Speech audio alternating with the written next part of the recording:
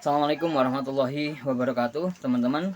Nabi Muhammad SAW itu melarang membuat bangunan di atas kuburan, sangat larang.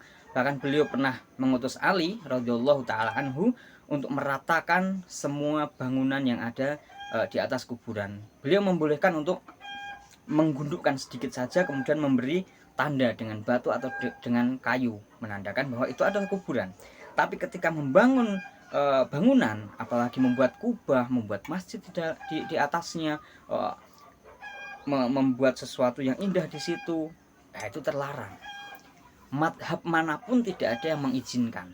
Syafi'iyah yang banyak diikuti di Indonesia juga mengharamkan. Imam Syafi'i melarangnya, tidak ada yang benar.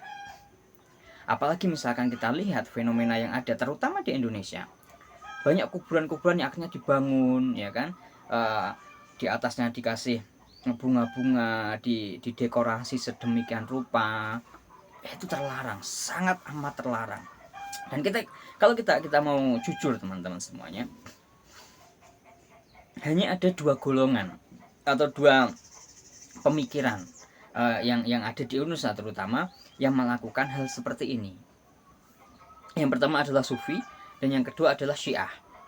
Nah, dua hal ini atau dua golongan ini, mereka ini yang sering kali membangun kuburan-kuburan di atas orang-orang soleh. Kita tidak sedang membicarakan apakah yang ada di dalam kubur itu orang soleh atau bukan.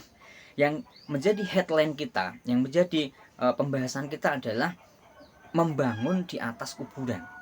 Tidak peduli mau mazhab kalian apa, mau pemikiran kalian apa, tapi secara umum di dalam Islam itu terlarang. Dan saya katakan sekali lagi, kebanyakan yang membangun kuburan atau membangun bangunan di atas kuburan, memegahkannya itu adalah dari Sufi dan juga dari Syiah. Fakta menyebutkan di Iran bahkan pembunuhnya Umar bin Khattab, Abu Lu'lu', kita semua tahu, kalau nggak percaya searching saja di Google, kuburannya itu sangat megah, lebih megah daripada masjid. Itu adalah pembunuhnya Umar bin Khattab, yang kita tahu dia itu adalah seorang majusi.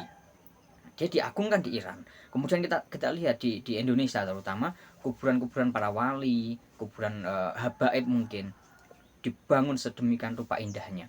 Kita tidak sedang membicarakan siapa yang dikubur, tapi kita sedang membicarakan orang yang membangunnya. Ini sudah sangat menyelisihi dari apa yang dicontohkan oleh Nabi Muhammad SAW. Tidak ada satu ulama pun Ahlussunnah wal Jamaah yang merekomendasikan atau yang mengajari tentang hal itu. Semua itu terlarang. Silahkan kalian mau pakai mazhab Syafi'i, Hambali, apapun itu.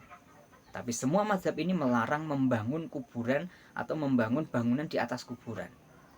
Tidak diizinkan di dalam Islam, tidak diizinkan oleh Nabi Muhammad SAW, tidak diizinkan dalam ajaran-ajaran Islam seperti itu. Jadi jangan sampai atas dasar adat istiadat, atas dasar turun-temurun, kemudian kita mengabaikan apa yang diperintahkan Nabi Muhammad SAW. Jangan sampai, ya, jangan sampai. Sehingga ketika kita beragama itu memang kita berlandaskan dengan ajaran Nabi Muhammad. Sampai dalam hal seperti ini, mungkin bagi sebagian orang, lah ngapain sih cuman bangun, nggak apa-apa gitu kan, nggak ada korelasinya kok gitu. Nggak seperti itu, karena itu termasuk dari ritual peribadatan. Mengubur itu kan ritual peribadatan. Ketika itu tidak ada contohnya dari Nabi Muhammad SAW, ya kita jangan lakukan. Rasul mengajarkan untuk ya udah digundukkan sedikit saja nggak apa-apa, kasih tanda di situ batu atau kayu, kasih nama bahwa di situ itu menandakan kalau kuburan selesai sudah. Sehingga apa? Ketika orang itu membangun bangunan di atas kuburan, yang paling dikhawatirkan itu adalah kemudian menjadi dikeramatkan. Apa? Dia misalkan yang dikuburkan itu adalah orang soleh, kemudian nanti setan itu akan membisikkan, wah ini kuburan keramat, ini itu, ini dan sebagainya. Dan kita semuanya memahami hal itu. Apa yang terjadi di Indonesia khususnya, kita banyak sekali melihat akhirnya kuburan-kuburan yang dikeramatkan, kemudian ada ibadah di situ, baca Al-Quran di situ. Nah, ini terlarang di dalam Islam. Tidak ada kuburan keramat, tidak ada, semua tidak ada.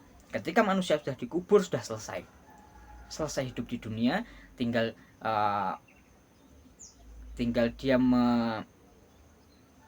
mempertanggungjawabkan apa yang dia lakukan di dunia. Dia orang soleh, ya sudah selesai, dia akan mendapatkan ampunan dari Allah, nikmat dari Allah. Dia orang jahat, orang kufur atau orang fasik atau orang banyak dosanya, dia akan mempertanggungjawabkannya. Selesai di situ.